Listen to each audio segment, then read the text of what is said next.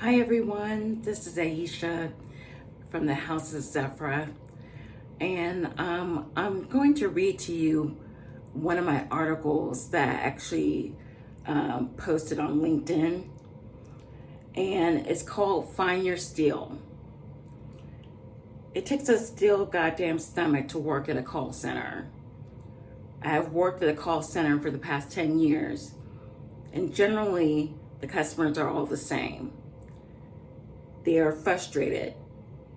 They say it in different ways, but in the end, the employee is left feeling that they can never measure up to the customer's expectations. The employee is asked to make the experience so wonderful that the customer forgets about the previous experience. It never will be wonderful for that customer again, because the customer remembers that bad experience more than the good ones. The same logic can be applied to a dog chasing his or her tail. Or it is the definition of pure insanity, where you're doing the same thing over and over again and expecting different results. As an employee, you're trying every week to say anything other than "I'm sorry." Why are our employees asked time and time again to apologize for an experience that never involved them? It's translated into taking ownership of taking ownership. The real question is, how much ownership should an employee take? Is it the call center employee's fault for how a delivery team unprofessionally delivered your purchase? Is it the call center employee's fault that you waited 24 hours to purchase a washer and dryer, but now the sales price has expired? Is it the employee's fault that you did not measure the space correctly for the refrigerator that you ordered for your unfinished kitchen, and now you need to return this non-returnable appliance? Is it the call center employee's fault that another employee did not return your call in exactly 24 hours? Is it the employee's fault that you signed a 2-year contract for a device that after 6 months you do not like it, and now you want to cancel that contract without any penalties? The answer is true feedback. From my 10 years experience, the answer is yes to all those questions. The answer is true feedback from all the customers. Ironically, it doesn't take two people to enter a contract or an agreement. There is that person that presents the product, and there's the person that presents the terms of the agreement. And it's stated verbally, and it's written in the contract. In a court of law, the presenter can be found guilty of creating an unconscionable contract where the presenter would have never been able to fulfill the terms of the agreement that were just impossible or illegal.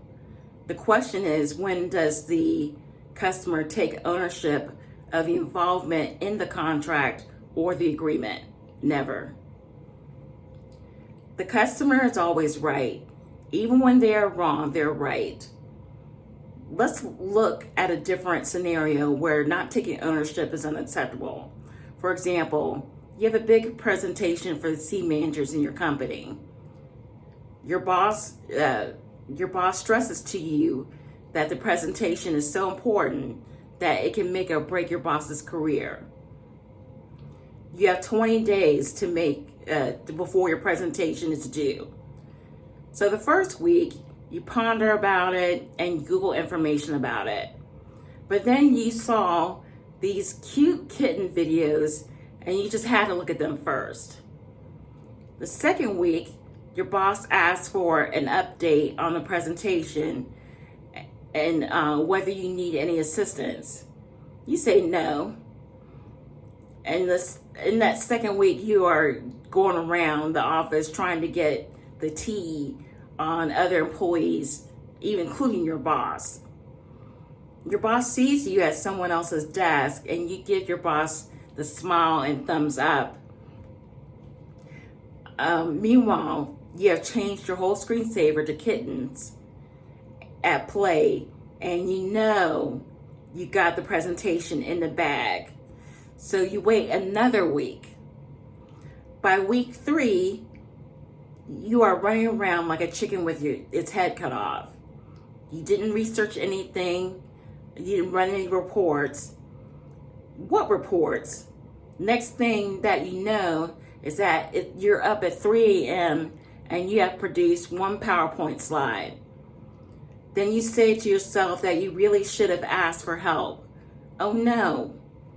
Now your paper is jammed in the printer, along with the low toner, which is preventing you from producing copies of the report. The day has arrived, and all you have is that one slide that you perceived is enough to win the managers over. To your surprise, your boss is calling you into his or her office. You're perplexed as to why he or she is so angry. And you arrive at the office with your I Love Kittens t-shirt under your wrinkled suit that was stuffed at your desk that is covered in kitten paraphernalia.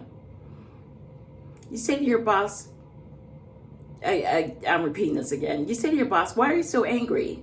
I really worked hard on this report, and it's not my fault that the printer was down and my slide was upside down with a kitten border. I mean, who doesn't love kittens? Next thing you know, you're being terminated for presenting an unprofessional report.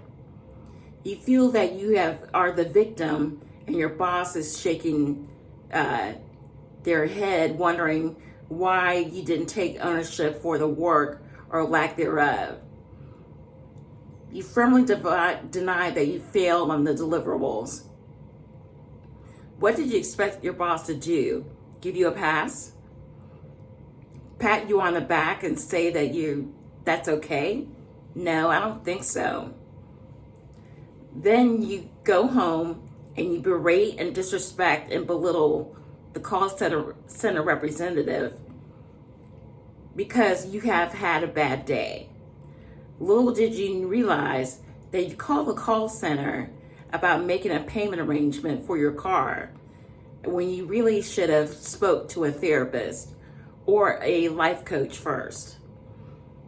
And if that rep does not let you vent first, then they run the risk of getting a bad survey or a poor performance scorecard.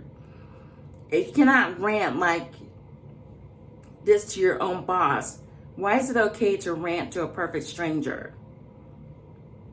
In conclusion, I believe that everyone, and I mean everyone on this planet, should do call center work for 1 year before they jumpstart on their careers.